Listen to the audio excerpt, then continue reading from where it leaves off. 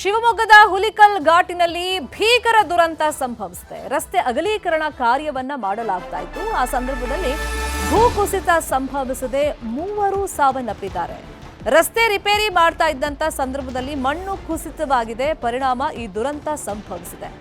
ಇನ್ನು ಈ ದುರಂತದಲ್ಲಿ 37 ವರ್ಷದ ರಾಘವೇಂದ್ರ, 30 ವರ್ಷದ ರಾಜು, 40 ವರ್ಷದ ಶಬ್ಬೀರ್ ಅನ್ನೋರು ಮೃತಪಟ್ಟಿದ್ದಾರೆ. ಬೆಳಗಿನ ಜಾವ 3 ಗಂಟೆಗೆ ಶಬ್ಬೀರ್ ಮೃತದೇಹ ಪತ್ತೆಯಾಗಿದೆ. 3 ಮೃತದೇಹಗಳನ್ನು ಕೂಡ ಶಿವಮೊಗ್ಗದ ಆಸ್ಪತ್ರೆಗೆ ರವಾನೆ ಮಾಡಲಾಗಿದೆ. ಇನ್ನು ಈ ಗುಡ್ಡ ಕುಸಿತದಿಂದ ಹಲವರಿಗೆ ಗಾಯ ಆಗಿದೆ. ಅವರಿಗೆಲ್ಲ ಆಸ್ಪತ್ರೆಯಲ್ಲಿ ಚಿಕಿತ್ಸೆ ಮುಂದುವರೆದಿದೆ.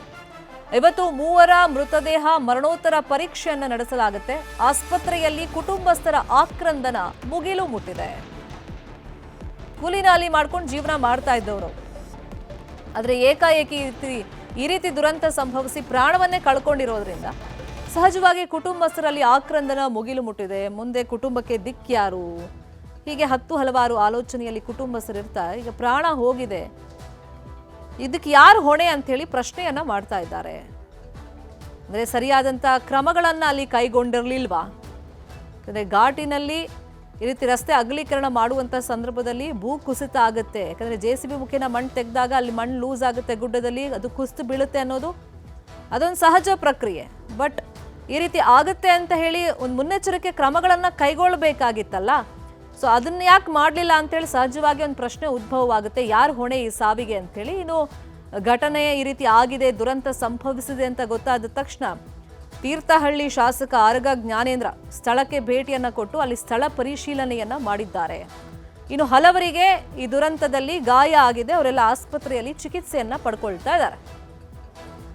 ಇದೇ ವಿಚಾರವಾಗಿ ಇನ್ನಷ್ಟು ಡೀಟೇಲ್ ಆಗಿ ಇನ್ಫಾರ್ಮೇಶನ್ ಅನ್ನ ಕೊಡ್ತಾ ಹೋಗೋದಕ್ಕೆ ನೇರ ಸಂಪರ್ಕದಲ್ಲಿ ಕನೆಕ್ಟ್ ಆಗಿದ್ದಾರೆ ನಮ್ಮ ರಿಪೋರ್ಟರ್ ವಿನಯ್. ವಿನಯ್, ದುರಂತ ಹೆಂಗ್ ಸಂಭವಿಸ್ತು? ನಾನು ಹೇಳ್ತಾ ಇದ್ದೆ ರಸ್ತೆ ಅಗಲೀಕರಣ, ಅದರಲ್ಲೂ ಘಾಟಿ ಆ ಪ್ರದೇಶದಲ್ಲಿ ರಸ್ತೆ ಅಗಲೀಕರಣ ಮಾಡುವಾಗ ಮಣ್ಣು ಲೂಸ್ ಆಗುತ್ತೆ, ಕುಸ್ತು ಬರುತ್ತೆ. ಅಲ್ಲಿ ಮುನ್ನೆಚ್ಚರಿಕೆ ಕ್ರಮವನ್ನ ಕೈಗೊಂಡಿರಲಿಲ್ವಾ? ಮತ್ತು ಗಾಯಾಳುಗಳ ಪರಿಸ್ಥಿತಿ ಹೆಂಗಿದೆ? ಶರ್ಮಿತಾ, ಏನು ಶಿವಮೊಗ್ಗ ಹಾಗೂ ಉಡುಪಿಯ ಸಂಪರ್ಕ ಮಾಡುವಂತಹ 2ನೇ ಘಾಟಿ ಅಂತಾನೆ ಹೇಳ್ಬೋದು. ಅದರಲ್ಲೂ ಕೂಡ ಶಿವಮೊಗ್ಗಕ್ಕೆ ವಾಣಿಜ್ಯ ರೀತಿಯಲ್ಲಿ ಸಹಕಾರಿಯಾಗುವಂತ, ಅದರಲ್ಲೂ ಕೂಡ ಶಿವಮೊಗ್ಗಕ್ಕೆ ಬರುವಂತಹ ಗ್ಯಾಸ್ ಆಗಿರ್ಬೋದು, ಹಾಗೆ ಇತರ ವಸ್ತುಗಳಾಗಿರ್ಬೋದು, ಭಾರಿ ವಾಹನಗಳನ್ನ ಬಿಡುವಂತಹ ಜಾಗ ಏನಿದೆ ಅದೇ ಹುಲಿಕಲ್ ಘಾಟಿ ಆಗಿತ್ತು.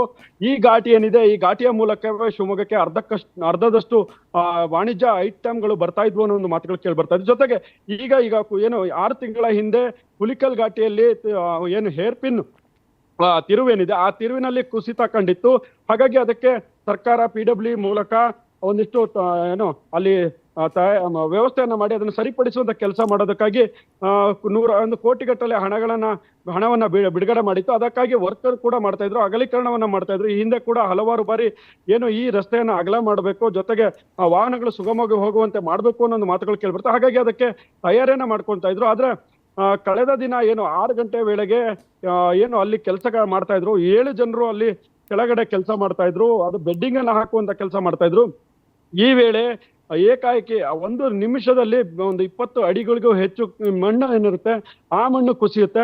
ತಕ್ಷಣ ಅಲ್ಲಿದ್ದಂತಹ ಏನು ಅಲ್ಲಿದ್ದಂತ ಕಾರ್ಮಿಕರ ಮೇಲೆ 3 ಜನರ ಮೇಲೆ ಬೀಳುತ್ತೆ. ಏನು ಶಬ್ಬೀರ್ ಆಗಿರ್ಬೋದು, ರಾಜು ಆಗಿರ್ಬೋದು, ರಾಜಶೇಖರ್ ಆಗಿರ್ಬೋದು, ಇಂಥವ್ರಿಗೆ 3 ಜನರು ಅಲ್ಲಿ ಸಿಕ್ಕಾಕೊಳ್ತಾರೆ. ನಂತರ ಅಲ್ಲಿದ್ದಂತ 4 ಜನರಿಗೆ ಗಾಯಗಳಾಗ್ತವೆ. ಅವರನ್ನ ಶಿವಮೊಗ್ಗದ ವಿವಿಧ ಆಸ್ಪತ್ರೆಗಳಲ್ಲಿ ಅವರಿಗೆ ಚಿಕಿತ್ಸೆಯನ್ನ ನೀಡಲಾಗುತ್ತೆ. ನಂತರ ಅಲ್ಲಿದ್ದಂತಹ ಏನು ಸಿಗಾಕೊಂಡಿರ್ತಾರಲ್ಲ ಅವರನ್ನ ಹೊರತೆಗೆಯುವ ಕೆಲಸ ಮಾಡಲಾಗುತ್ತೆ. ಅಷ್ಟರೊಳಗೆ ಅವರು ಪ್ರಾಣವನ್ನು ಬಿಟ್ಟಿರ್ತಾರೆ. ಆದ್ರೆ ಇಲ್ಲಿ ನೋಡ್ಬೇಕಾಗಿರೋ ವಿಚಾರ ಏನಂದ್ರೆ, ಇಲ್ಲಿ ಏನು ಕಾಮಗಾರಿ ವೇಳೆ ತೆಗೆದುಕೊಳ್ಳುವಂತಹ ಏನು ಒಂದಿಷ್ಟು ಸೇಫ್ಟಿ ಮೆಜರ್ಸ್ ಇದ್ರು ಆನ್ಲೈನ್ ಈ ಬಗ್ಗೆ ಮಾತನಾಡೋದಕ್ಕೆ ಶಾಸಕರಾಗಿರುವಂತಹ ಆರ್ಗ ಜ್ಞಾನೇಂದ್ರ ಅವರು ನಮ್ಮ ಜೊತೆ ದೂರವಾಣಿ ಸಂಪರ್ಕದಲ್ಲಿ ಜಾಯಿನ್ ಆಗಿದ್ದಾರೆ. ಸರ್, ನೀವು ಸ್ಥಳಕ್ಕೆ ಭೇಟಿಯನ್ನ ಕೊಟ್ಟಿದ್ರಿ, ಇಲ್ಲಿ ಯಾರು ಬೇಜವಾಬ್ದಾರಿಯಿಂದ ಈ ರೀತಿ ಮಣ್ಣು ಕುಸಿತ ಆಗಿದೆ? ನೋಡಿ, ನಾನು ನಿನ್ನೆ ಘಟನೆ ಆಗಿ 1-1:30-2 ಗಂಟೆ ಒಳಗೆ ಅಲ್ಲಿ ಇದ್ದೆ. ಏನಾಗಿದೆ, ಬಹಳ ಇಂಪಾರ್ಟೆಂಟ್ ಘಾಟ್ ರೋಡ್ ಅದು. ಹೌದು, ನಮ್ಗೆ ದಕ್ಷಿಣ ಕರಾವಳಿಯಿಂದ ನಮ್ಗೆಲ್ಲ ಪೆಟ್ರೋಲಿಯಂ ಇರ್ಬೋದು, ಬೇರೆ ಬೇರೆ ಕಲ್ಲಿದ್ಲಿ ಇರ್ಬೋದು, ಇದೆಲ್ಲವೂ ಕೂಡ ಅದೇ ರೋಡ್ ಮಾರ್ಗವಾಗಿ ಶಿವಮೊಗ್ಗ ಜಿಲ್ಲೆಗೆ ಬರ್ಬೇಕು. ಶಿವಮೊಗ್ಗ ಜಿಲ್ಲೆದ ಅನೇಕ ವಸ್ತುಗಳು ಇಲ್ಲಿಂದ ಅದೇ ರೋಡಲ್ಲೇ ಹೋಗ್ಬೇಕಾದ, ಬೇರೆ ಘಾಟಿಗಳಿಲ್ಲ. ಹೌದು. ಹಾಗಾಗಿ ನಾವು ಅದನ್ನ ಬಹಳ ಮುತುವರ್ಜಿಯಿಂದ ಕಳೆದ ಒಂದು 5-6 ವರ್ಷದಲ್ಲಿ ಅದನ್ನ ಸಾಕಷ್ಟು ಹಣ ಹಾಕಿ ಅಲ್ಲಿ ಕಮರ್ಷಿಯಲ್ಗೆ, ವಾಣಿಜ್ಯಕ್ಕೆ ಅದು ತುಂಬಾ ಯೂಸ್ ಆಗ್ತಿತ್ತು. ಬಟ್ ರೋಡ್ ತುಂಬಾ ಸಣ್ಣ ಇದೆ ಅನ್ನೋದೇ ಕಂಪ್ಲೇಂಟ್ ಆಗಿತ್ತಲ್ಲಿ. ಸಣ್ಣ ಇದೆ. ಅಲ್ಲೇನಾಗಿದೆ, ಅಲ್ಲಿ ಮಣ್ಣು ತುಂಬಿದ ಜಾಗ ಎಷ್ಟೋ ಹಿಂದೆ, ಆಗಾಗ ಜರಿತಾನೆ ಇತ್ತು. ಹಾ ಹಾಗಾಗಿ ಒಂದು ಇಂಜಿನಿಯರಿಂಗ್ ಟೀಮು ಅದನ್ನ ಯೋಚನೆ ಮಾಡಿ ಈ ರೀತಿ ಅಲ್ಲೊಂದು ತಡೆಗೋಡೆ ಕಟ್ಟಿದ್ರೆ ಅದು ಶಾಶ್ವತವಾಗಿ ನಿಲ್ತದೆ ಅಂತ. ಆ ತಡೆಗೋಡೆಗೋಸ್ಕರ ನಿನ್ನೆ ಕೆಲಸ ಆಗ್ತಾ ಇತ್ತು. ಆಕಸ್ಮಿಕವಾಗಿ ಜರಿದು ಬಿಟ್ಟಿದೆ. ಅದೆಲ್ಲ ಕೆಲಸಗಾರರು ಬಿಟ್ಟು ಹೋದ್ರ ಮೇಲೆ ಒಂದ್ 3-4 ಜನ ಅದನ್ನ ಚೂರು ಕ್ಲೀನ್ ಮಾಡ್ತಾ ಇದ್ರು, 5-6 ಜನ. ಅದು ಆಕಸ್ಮಿಕವಾಗಿ ಜರಿದಿತ್ತಲ್ಲಿ. ಹಾಗಾಗಿ ನಿನ್ನೆ ಅವಘಡ ಸಂಭವಿಸ್ಬಿಟ್ಟು, ಹೀಗಾಗಿ ಅಲ್ಲಿ ನೋಡಿ ಅದು ತೀರಾ ಅವಶ್ಯಕತೆ ಇದೆ. ಇವತ್ತಿನಿಂದ ಅದು ಜರಿದೋಗಿದೆ, ಇವತ್ತಿನಿಂದ ಘಾಟಿ ಬಂದ್ ಮಾಡ್ಬೇಕು. ಬಹುಶಃ ಶಾಶ್ವತವಾಗಿ ಬಂದಾಗತ್ತೆ ಆ ಘಾಟಿ. ಅಂದ್ರೆ ಯಾವ ತರ? ಟ್ರಾಫಿಕ್ ಬಿಡ್ಲಿಕ್ಕೆ ಆಗಲ್ಲ ಅಲ್ಲಿ. ಅಲ್ಲ, ಶಾಶ್ವತವಾಗಿ ಬಂದಂದ್ರೆ ಶಾಶ್ವತವಾಗಿ ಆಗುತ್ತಮ್ಮ. ಇನ್ನ ಆ ದಾರಿ ಉಪಯೋಗಿಸ್ಲಿಕ್ಕೆ ಆಗ್ತಾ ಇಲ್ಲ ನಾವು. ಅಂದ್ರೆ ಈ ಹುಲಿಕಲ್ ಘಾಟ್ ಅನ್ನೋದು ಇತಿಹಾಸದ ಪುಟ ಸೇರ್ತಾ ಆ ತರನ ನೀವ್ ಹೇಳ್ತಿರೋದು? ಆಗ್ಬಿಡ್ತದೆ. ಇನ್ಯಾರು ತಜ್ಞರನ್ನ ಕರೆಸಿ ಇನ್ನೇನ್ ಮಾಡ್ಬೋದು ಅಂತ ಹೇಳಿ ಯೋಚನೆ ಮಾಡ್ಬೇಕಾಗುತ್ತೆ. ಎದುರ್ತಾರೆ ಎಲ್ಲ 3 ಜನ ಕಾಂಟ್ರಾಕ್ಟರ್ಗಳು ಓಡೋಗ್ಬಿಟ್ರು ಅವರು ಕೆಲಸ ಮಾಡ್ದೇನೆ. ಈಗೇನ್ ಕಾಂಟ್ರಾಕ್ಟರ್ ಕೆಲಸ ಮಾಡ್ತಾ ಇದ್ರು, ಅವ್ರಿಗೆ ಪಾಪ ಅಧಿಕಾರಿಗಳೆಲ್ಲ ಹೇಳಿ ಧೈರ್ಯ ಹೇಳಿ ನೀವು ಮಾಡಿಯಪ್ಪ, ನಾವ್ ಇದೀವಿ, ನಾವೆಲ್ಲ ಸಹಕರಿಸ್ತೀವಿ ಅಂತ ಹೇಳಿ ಅವ್ರ ಹತ್ರ ಮಾಡಿಸ್ತಾ ಇದ್ದಿದ್ದು. 1 ರೀಚ್ ಆಗಿದೆ, ಕಾಂಕ್ರೀಟ್ ವಾಲ್ ಆಗಿದೆ. ಇನ್ನೊಂದು ರೀಚಿಗೆ ಕಾಂಕ್ರೀಟ್ ವಾಲಿಗೆ ಒಂದು ಕಾಮಗಾರಿ ಆಗ್ತಾ ಇತ್ತು. ಬಹುಶಃ ನೀವ್ ಹೇಳೋ ಹಂಗನೆ ಇತಿಹಾಸ ಸೇರೋಗ್ಬಿಡುತ್ತಾ ಅಂತ. ಇದುವರೆಗೂ ನೋಡಿ ಯಾವಾಗ್ಲೂ ಪ್ರೆಷರ್ ಜಾಸ್ತಿ ಆಗುತ್ತಲ್ಲ. ಇಲ್ಲ, ಆಗುಂಬೆ ಘಾಟಲ್ಲಿ ಹೆವಿ ವೆಹಿಕಲ್ ಬಿಡ್ಲಿಕ್ಕೆ ಆಗಲ್ಲ. ಅಲ್ಲಿ ಯಾವಾಗಲೂ ಹೆವಿ ವೆಹಿಕಲ್ ಬರ್ತಿರ್ಲಿಲ್ಲ. ಲೈಟ್ ವೆಹಿಕಲ್, ನೀವ್ ಹೇಳಂಗೆ ಲೈಟ್ ವೆಹಿಕಲ್ಗಳೆಲ್ಲ ಬರ್ತದೆ, ಅಲ್ಲಿ ಪ್ರೆಷರ್ ವಿಪರೀತ ಜಾಸ್ತಿ ಆಗುತ್ತೆ. ರೋಡ್ ಬಂದಾಗ್ತದೆ ಅಲ್ಲಿ. ಅಲ್ಲ, ಈಗ ನೀವು ಕಾಂಟ್ರಾಕ್ಟ್ ಹತ್ರ ಮಾತಾಡಿದ್ರ, ಅಂದ್ರೆ ಇವತ್ ಕೆಲಸ ಕಂಪ್ಲೀಟ್ ಆಗಿ ಅವ್ರು ನಿಲ್ಲಿಸ್ತಾ ಇದಾರಾ, ಅಥವಾ ಅವ್ರು ಹೆದರ್ಕೊಳ್ತಾ ಇದಾರಾ, ಅಥವಾ ಸರ್ಕಾರದ ಕಡೆಯಿಂದ ಅಥವಾ ಆಡಳಿತದ ಕಡೆಯಿಂದ ನಿಲ್ಸಿ ಅಂತ ಏನಾದ್ರು ಅವರಿಗೆ ಸೂಚನೆ ಹೋಗಿದೆಯಾ ಕೆಲಸ ಮಾಡಬೇಡಿ ಅಂತ? ಅಲ್ಲಲ್ಲ, ಯಾವ್ದನ್ನು ಸೂಚನೆ ಕೊಡ್ಲಿಕ್ಕೆ ನಿನ್ನೆ ರಾತ್ರಿ 3:30ಗೆ ಕೊನೆ ಬಾಡಿ ಸಿಕ್ತು. ಹೌದು, ಅದನ್ನು ಇವತ್ತು ಕೂತ್ಕೊಂಡು ಮಾತಾಡ್ಬೇಕಾಗಿದೆ. ಜಿಲ್ಲಾಧಿಕಾರಿ ಜೊತೆ ನಾನು ಮಾತಾಡ್ತೀನಿ. ಅನಿವಾರ್ಯ. ಈಗ ಟ್ರಾಫಿಕ್ ನಿಲ್ಸ್ಬಿಟ್ಟಿದಾರೆ, ಅಲ್ಲಿ ಏನ್ ಗಾಡಿ ಓಡ್ತಾ ಇಲ್ಲ.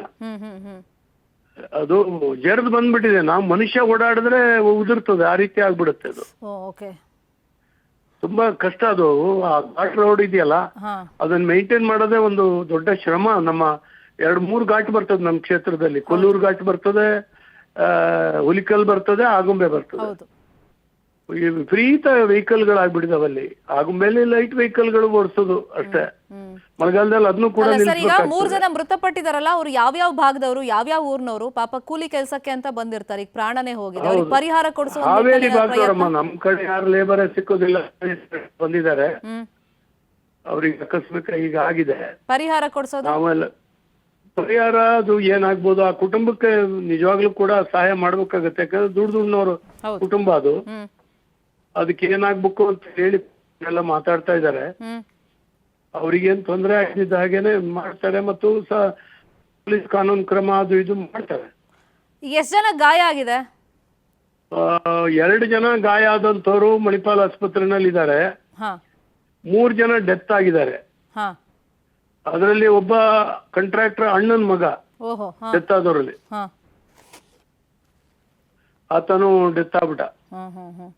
ಸರಿ ಸರಿ, ನೀವಂದ್ರೆ ಡಿಸಿ ಜೊತೆ ಇವತ್ತು ಮೀಟಿಂಗ್ ಇದೆ ಅಂತ ಹೇಳಿ, ಬಟ್ ಶಾಶ್ವತವಾಗಿ ನೀವ್ ಹೇಳ್ದಂಗೆ ಮುಚ್ಚೋ ಪರಿಸ್ಥಿತಿ ಬಂದ್ರೆ ತುಂಬಾ ಕಷ್ಟ ಆಗುತ್ತೆ. ಕಮರ್ಷಿಯಲಿ ಮತ್ತೆ ಸುತ್ತಿ ಬಳಸಿ ಬರ್ಬೇಕಾಗುತ್ತೆ. ಹಂಗಾಗಿ ಬಹಳ ಕಷ್ಟ. ಅಂದ್ರೆ ನಮ್ಗೆಲ್ಲ ಸಾಮಾನು ರೇಟು ಜಾಸ್ತಿ. ಪೆಟ್ರೋಲ್ ಟ್ಯಾಂಕರ್ ಅಲ್ಲೇ ಬರ್ತಿದ್ವು ಎಲ್ಲವೂ. ಹೌದೌದೌದು, ಹೋಗೋದು ಬರೋದು ಅಲ್ಲೇನೆ. ಇನ್ ಯಾವ ಘಾಟಲ್ಲೂ ಲಾಂಗ್ ಗಾಡಿಗಳು ಹೋಗೋದಿಲ್ಲ. ಹೌದು. ತುಂಬಾ ಬಂದ್ ಆಗದೆ ಇರೋ ನಿಟ್ಟಿನಲ್ಲಿ ಏನೆಲ್ಲ ಮಾಡಬಹುದು ಅನ್ನೋದು ನಿಮ್ ಪ್ರಯತ್ನ ಸರ್. ಅದನ್ನ ನೀವು ಮುಂದುವರಿಸಬೇಕು. ಅಂದ್ರೆ ಆ ಭಾಗದವರಿಗೆ ಕಷ್ಟ ಆಗದೆ ಇರೋ ರೀತಿ ನೀವು ನೋಡ್ಕೋಬೇಕು ಸರ್. ಕಳೆದ 5-6 ವರ್ಷದಲ್ಲಿ ನಾನೇ ಮುಂದಿಂತು ಸರ್ಕಾರದಿಂದ ಸುಮಾರು ಒಂದು 15-20 ಕೋಟಿ ರೂಪಾಯಿಗಳನ್ನ ಕೊಡಿಸಿದೀನಿ.